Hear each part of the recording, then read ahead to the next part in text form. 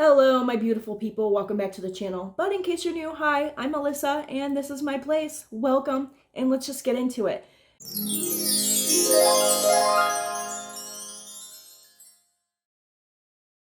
So I want to discuss a little bit this article I read. It was published a month ago on Bridge MI. It is written by Greg Talberg, who's actually a history teacher at Howell High School, which is where I graduated. And it's entitled Indoctrinating, Schools Aren't Indoctrinating Our Kids. So in the article, he talks about what's going on with people worrying about teachers indoctrinating their kids and talking about subjects that they're not comfortable with teachers discussing with kids. And so he kind of, in the article, talks about that it's not happening. And let me just read a little bit, and I'm going to give you my opinion. And then I'm going to show you proof that you should be worried. So let's just get into it. So let me pull up the article here. In the second paragraph, he says, it is imperative that parents understand that the battle you've heard about is not happening. At best, it's a mischaracterization of the effort by many educators and school districts to serve our students better now than we have in the past. As an educator, I want to emphasize three things about this campaign of misinformation that is designed to promote fear and division. The first is that this made-up conflict is bad for our kids. The second is that it's damaging to the already low morale of educators. Finally, there's no war happening between parents and schools. Educators don't want to replace parents. We want to partner with families and communities. I'm just reading like little excerpts that I think stand out and are important to kind of dissect. Further down, he writes, we have learned to prioritize mental health and wellness of our kids. Our kids. That's a key phrase there that teachers are using now. Our kids. They're my kids. They're your students. They're not your kids. So besides that, we have become more aware of how issues like poverty and prejudice create barriers to student learning. Yet somehow many districts who propose an emphasis on social emotional learning in order to apply the lessons we've learned and more effectively serve our students are being characterized as radical and of attempts to indoctrinate. Now that sounds intense, and we want our teachers to take we want our teachers to care about our kids and to be open and loving to them and, create a safe environment for them. I think everyone in it would agree. But there is a line. And what we're seeing now is insane. Now, maybe in Livingston County, in Howell, they don't have these woke teachers yet. But in this article, when he talks about the already low morale of teachers, why is that? Because of all the COVID restrictions that they dealt with in the prior years, 2020, 2021, doing the remote learning and all that stuff. It was challenging because it was something they've never had to do before. I understand that. Also, I'm sure some of their low morale is coming from being overworked, not having enough staff. And what comes with that is, what my worry is with that is having a low staff, they'll be hiring pretty much anyone who applies. And some teachers will get the job and they'll be qualified and they'll be great teachers and they'll do their job and they'll, that's fine. But what we're seeing, especially if you pay attention to like Libs of TikTok, thank God for her. She has been compiling clips from teachers from preschool up to college age talking about these views and how they tell them to their kids. Now, these are more overt instances. And what I'm worried about, and thankfully a lot of those teachers, after these TikToks blow up and go viral, they end up being fired. But I worry more about the more covert teachers like implementing these ideas into your kids' minds. Now, you might be thinking, what's so wrong about inclusion? What's so wrong about teaching kids about homosexuality, transgenderism, this, that, and the other? At a basic level, on a surface level, it's okay to acknowledge these people, acknowledge that it happens, but the problem is that it's being groomed into kids. Kids are very impressionable. When I was in high school, actually middle school, in 8th grade, they had an assembly where they brought all the 8th grade girls into the auditorium. The assembly was about self-harm. Now at that point, most of us had never even heard of self-harm. No one was cutting themselves, you know. But later on, because this idea was planted in our minds, maybe they thought it was a good idea. Like I said, trying to bring awareness and let kids know that there's help if they're feeling like depressed or whatever, that this is something that they're dealing with. But the problem is most of us weren't. And what happened is after we were taught about this, kids started to cut. I did. I never cut deep, but I still have scars on my arms to this day because this idea was planted in my mind. So you need to understand how vulnerable kids are to ideas. When you don't know, you know, every kid struggles and they don't know who they are. They don't know what they want to be. But now we have teachers adding to that, confusing them. You know, this is a big deal. So basically, I find this article kind of like gaslighting, because he's telling us that this stuff isn't happening, and it's pretty insane to me. So what I want to do next is I went to Libs of TikTok's Instagram page and compiled several clips of teachers who espouse these radical ideologies and are openly admitting to teaching it to their kids. And I just need you to watch them and just think about this. This is happening. Greg Talbert, he says it's not happening. I just think they're naive to the impact that these ideologies are having on our kids. And again, like I said, it's like he's gaslighting us, telling me that this isn't happening when I have tons of proof. So, like I said, what we're gonna do, we're gonna get right into it. I'm just gonna show them. My kids from last year are now in 5th grade, and they come visit me almost every day after school. And a lot of them are queer because I am queer, and they figured it out, and so I've become their safe space. And today they found my Guess Who, and they started playing Guess Who, but they didn't play it the normal way. How did they play it? They used things like, this person looks like a lesbian baddie who's gonna come over and make you dinner. Well, which one of these characters is a lesbian baddie that's gonna come over and make you dinner? Oh, Olivia is? Oh, great. Which character just looks gay? Well, meet Mike. These kids, I'm so happy that they are figuring out who they are and that they're happy with who they are and that they found a safe place. But man, I could never imagine being in 5th grade saying these things out loud, even though I know they're all okay. I grew up super religious where nothing was okay. And so seeing this happen, I'm like, ah! I'm a 30-year-old non-binary immigrant lesbian married to a Black woman, and we are in a same-sex relationship with multiple children. Today I woke up with a different perspective than the past few days. I've always been clear as to who the enemy is and which systems need to be dismantled. But doing this right now, this anti-trans, anti-LGBTQ, anti-women legislation galvanizes this generation of Gen Xers in such a way that we've never seen before. You're gonna lose the war, conservatives. We know you're the enemy. We know you've always been on the wrong side of history. And I take great pride in staying consistent in that hatred of you and your beliefs and views.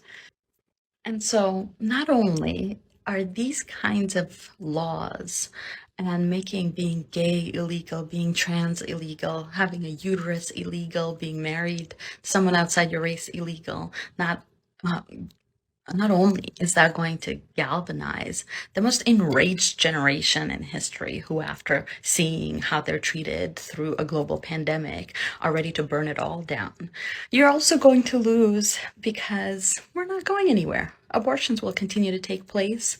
We will make sure they're done as safely as possible. We will do all sorts of illegal things like we've always done to organize and to help each other and to be in community and solidarity with one another. Gay people aren't going anywhere. Your own children will be gay and trans and abort their children if necessary, okay?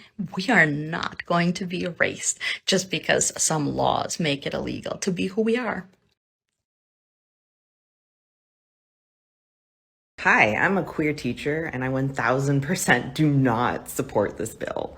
And yes, I do know what's in it. The bill in itself is just another way to stigmatize the LGBTQ plus community. Kids as young as 3 and 4 are actually aware of their gender identity, even if they don't have the language for it.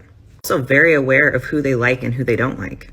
Heterosexuality is pushed on our kids on a daily basis at a very young age. Media, through books, the first Disney movie that you saw. To say that pre-K through 3rd grade are not ready for such topics is actually internalized homophobia and transphobia. They're very much ready for these topics and are way more accepting than adults when it comes to discussing these topics. We can talk about gender, gender assumptions, pronouns, all the things. And it is child development appropriate and age appropriate.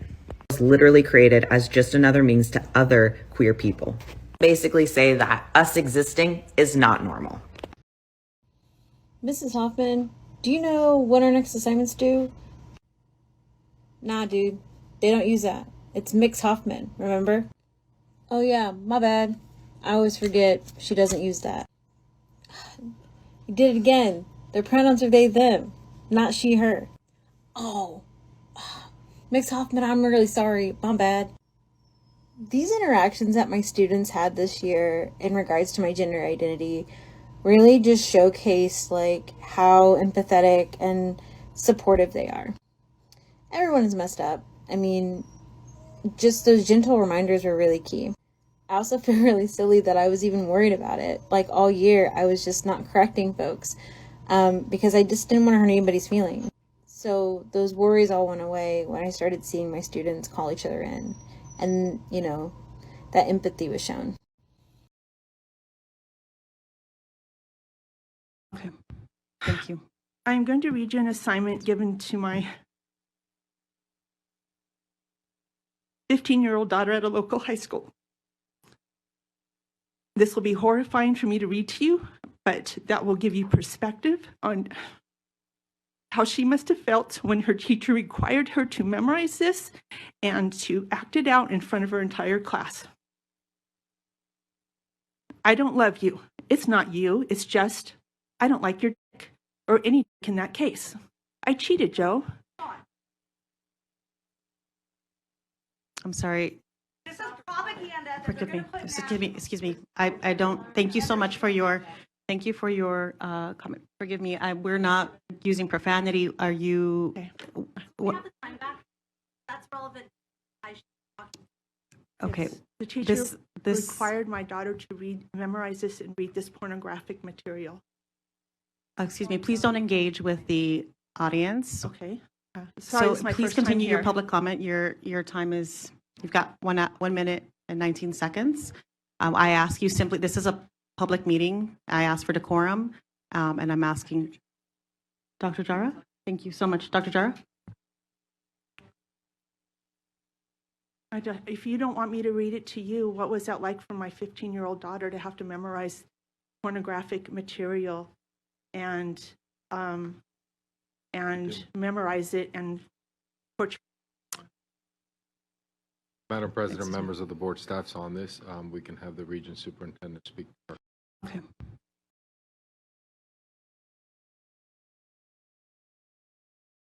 So this is like a small story mixed with like what we need. Last year I taught entirely remotely, which means all of the parents got to hear all of my teaching, which is very exciting. The other part is that I was teaching remote kindergarten, which is hilarious, by the way. Everyone should try it. And so I did a lesson on white privilege, essentially. I talked about how some people are treated differently based on what they look like, and all the parents heard it. And I received some emails that were like, wow, that was a really powerful lesson. Thank you for starting that conversation. And then I received some emails that were like, how dare you treat my white child differently? I'm like, was that hard for you? So I think some of the things we need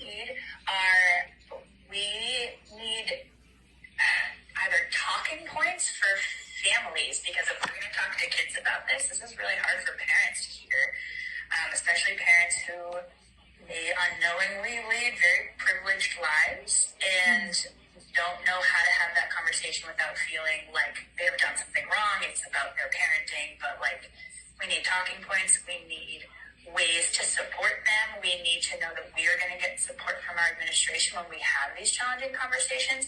And we as teachers need to not feel the weight of teaching these extremely large concepts and feeling like we don't have the ability to do so because we don't know where we can be silenced or should we be silenced. There's a lot. That's a big question.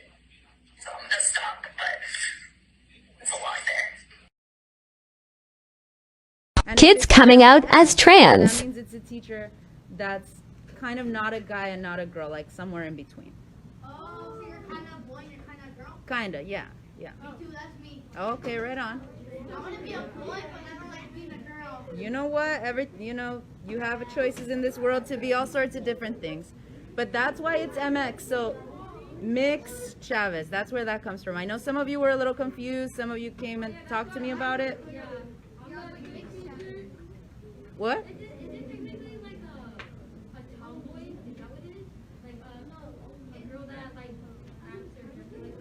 Some people do identify that way. I'm actually trans, so I'm not a tomboy, I'm trans. But some people do, and I'm sure if they wanted to, they could also go by mix in their classroom. Any other questions?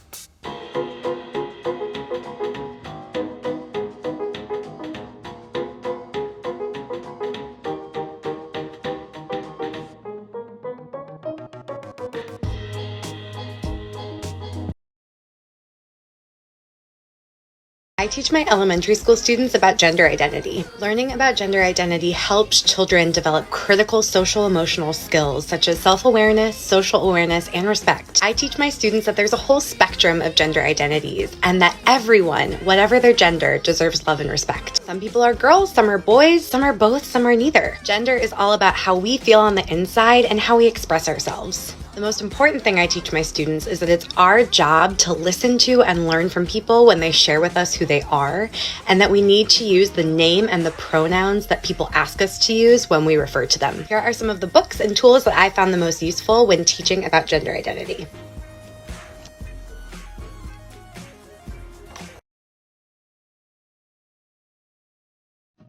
So I see how you think that you've done something here because parents or community members have voiced concern to their elected official, which is how that process works. Not bringing it to a teacher, right? They're taking it to the elected official. And now that legislators are trying to implement these things. But still, in fact, a parent, not my boss. I don't actually answer to them, so get bent. So it's the next day. I'm sitting here editing the footage, and I just had to come back and refilm my summary because I just thought it was too long. So basically, after seeing all this stuff, and I've had to watch it a few times, obviously, to compile the clips together into this video, it's soul crushing. It bothers me. Having read that article by Greg Talberg, and he's telling us that the stuff isn't happening when clearly it is, it's pure gaslighting. I really think that teachers need to just stick to the subjects that they are hired to teach. I think because kids they don't have a ton of life experience, so a lot of the times their only interactions with teachers are in the classroom. So they see their teacher as, at least I know I did. I saw my teacher as like this all-knowing genius person that I need to believe every word of. As I got older, and I actually was a janitor at schools for a little while, and I got to talk to teachers off hours when they were just being themselves. You know, I started to realize, like, oh, these are just real people. Maybe not so normal, but they're real people. They swear, they have opinions, sometimes wrong. And that's where we need to draw a line. Teachers shouldn't be giving their opinions or personal beliefs to children. When I was in school, I remember this clearly. Freshman year in global issues, someone asked our teacher, Mr. Bradley, you know, what's your religion? Who do you believe in? You know what he said? You know what his answer was? When you graduate and you have that diploma in your hand, you when the ceremony's over, you can come up to me and ask, and I'll tell you. But right now, at this point, I can't tell you my opinion. You know, I just teach you what I got to teach you, and that's how it is. That's what we need to get back to. We need to stop having these blue-haired teachers with the visible tattoos. And I got a visible tattoo. I have a nose ring. I have 2 nose rings. But I'm not a teacher. Okay? So I'm not being a hypocrite here.